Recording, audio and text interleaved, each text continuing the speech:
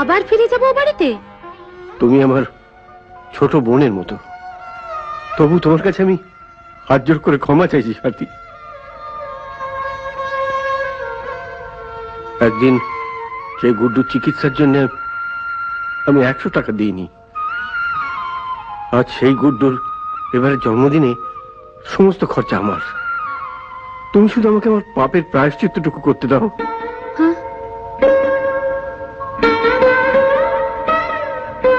তুমি না করো না সাথী, শেষবারের মতো আমাকে ক্ষমা করে দাও। এটা শুধু গুড্ডুর জন্মদিন নয়, বড়দারও জন্মদিন। এতদিন আমরা যে বড়দাকে দেখে এসেছি, এ বড়দা সে বড়দা নয়। মেজ বৌদি, তুমি আর না করো না। রাজি হয়ে যান না মেজ বৌদি। সেই ছেলেবেলা সবাই একসঙ্গে বসে খেয়েছে, এতদিন পর আবার সে সুযোগ এসছে। বাবা মা ভাই বোন একসঙ্গে মিলে আবার আনন্দ করব। প্লিজ সাথে, প্লিজ। ঠিক আছে দাদা, আমরা যাব। আপনি জন্মদিনের আয়োজন করুন।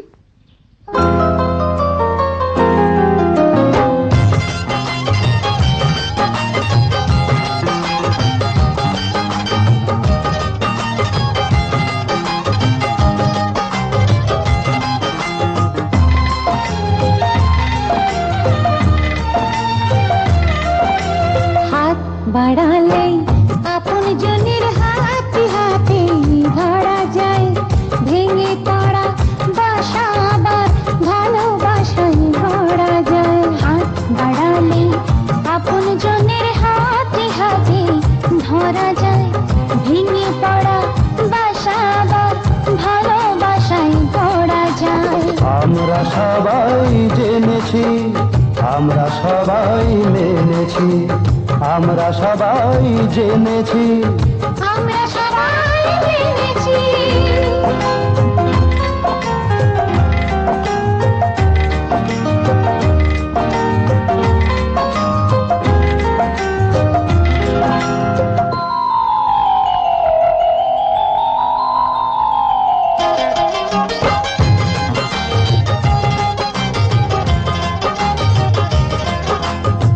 ভুল যা ছিল ফুলের মতো করে পাপড়ি মেলে দিয়েছি আজ ধরে। ভুল যা ছিল ফুলের মতো করে পাপড়ি মেলে দিয়েছি আজ ধরে। সে ফুল নিয়ে আনন্দে যে মালা করে পরা যায়, হাত বাড়ালেই আপন জনের হাতটি হাতে ধরা যায়, ভেঙে পড়া বাসায় আবার ভালোবাসায় গড়া যায়।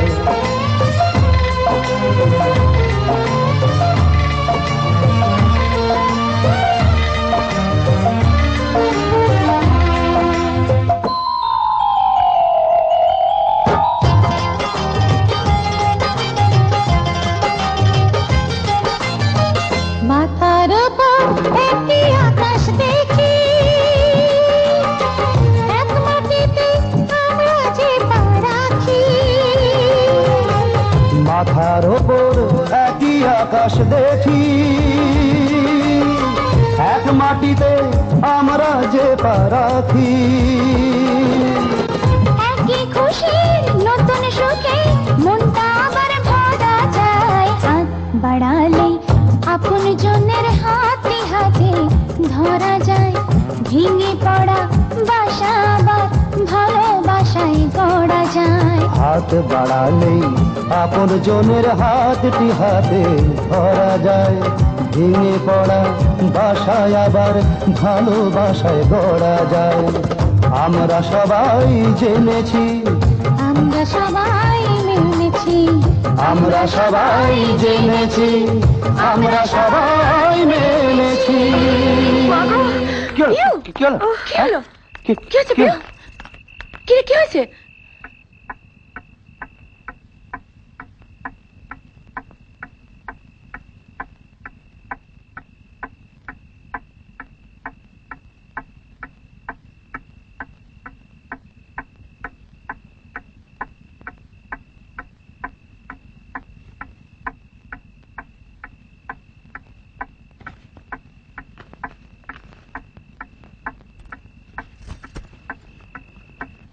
শুনুন, আপনারা দুজনে থাকুন, বাদ বাকি সব বাইরে যান, আমার কিছু কথা আছে।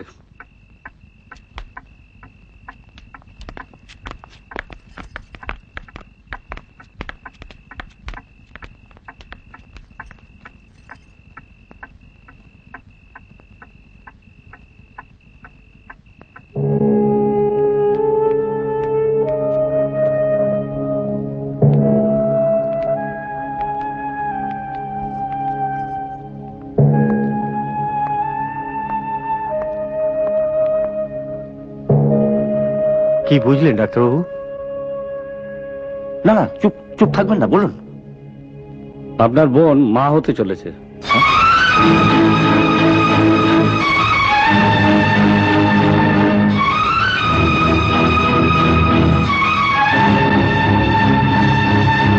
আমি বারবার বলেছিলাম রজত ছেলেটা ভালো নয়।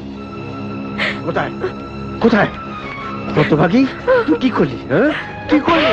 কি করলি তুই? চৌধুরী পরিবারের মুখে তুই চুল মাখালি? কি করলি? এখন মারছো কেন? মুখে মাখবার জন্য চুলকালিটা তো তুমি হাতে করে বয়ে এনে দিয়েছো।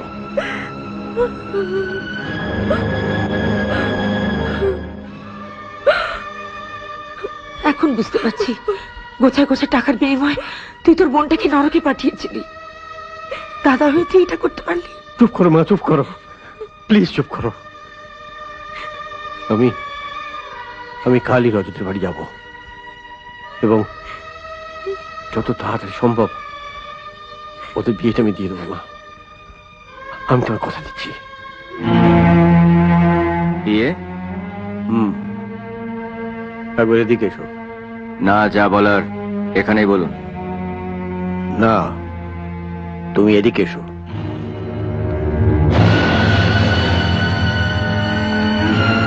বলুন। তুমি কি জানো পিউ মা হতে চলেছে? সেটা জেনে আমি কি করব? কি করবো মানে? তুমি এর জন্য তো আপনাকে আমি কয়েক লাখ টাকা দিয়েছি বড়দা। বরং ভালো নার্সিং হোমে নিয়ে যান পিউকে। 10,000 টাকা মতন খরচা করলেই। না, ওকে তোমার বিয়ে করতে হবে। এসো আমার সঙ্গে। হাতটা ছেড়ে দিন বড়দা। না, ছাড়বো না। হাতটা ছেড়ে দিন বড়দা। না, ছাড়বো না। হাতটা ছেড়ে দিন। যদি বোনকে নার্সিং হোমে নিয়ে যেতে লজ্জা করে তাহলে আমার কাছে পাঠিয়ে দেবেন, আমি সব ব্যবস্থা করে দেবো।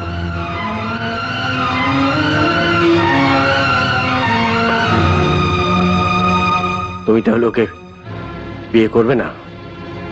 না, না বললে তো চলবে না। বিয়ে ওকে করতেই হবে।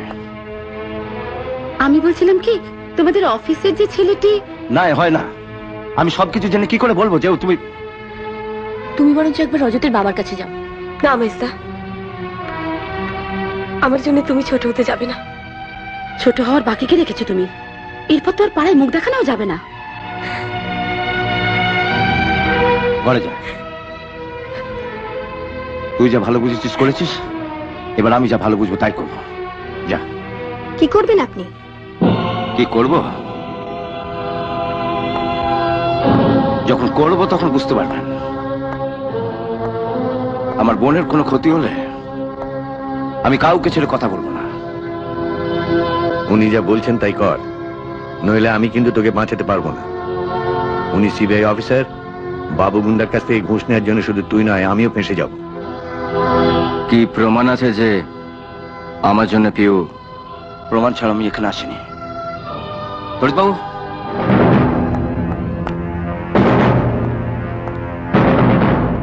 টেবিলের উপর ছবিগুলো সাজিয়ে দিন।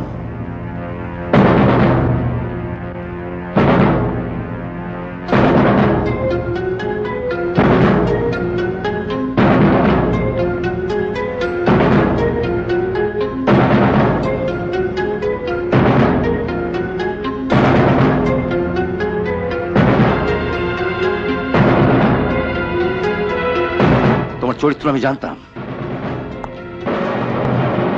আর এও জানতাম যে কোনোদিন পিউয়ের সঙ্গে তুমি তোমার সম্পর্ক অস্বীকার করবে। আর সেই জন্য আমি একজন অফিসার, একজন ফটোগ্রাফারকে তোমাকে ফলো করবার জন্য পাঠিয়েছিলাম। এই ছবি দেখে প্রমাণ হয় না যে। তুই চুপ কর।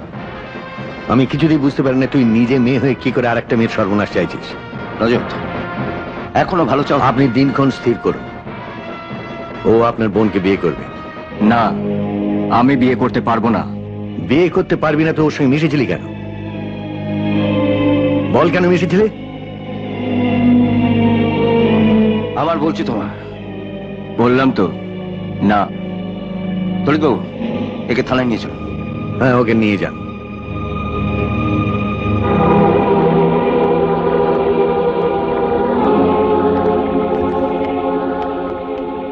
রজত রাজি হলো? না, ওকে পুলিশের হাতে দিয়ে এসছি। রাজি হলে তবে ওকে ছাড়া হবে। ওর বাবা কিছু বললেন না? ওর বাবার তো আমার সঙ্গে একই মত। যাকে তুমি পিউকে ডাকো তো। পিউ তো বাড়িতে নেই, তুমি বেরোনোর একটু পরেই তো কোথায় বেরিয়ে গেল। কোথায় গেল?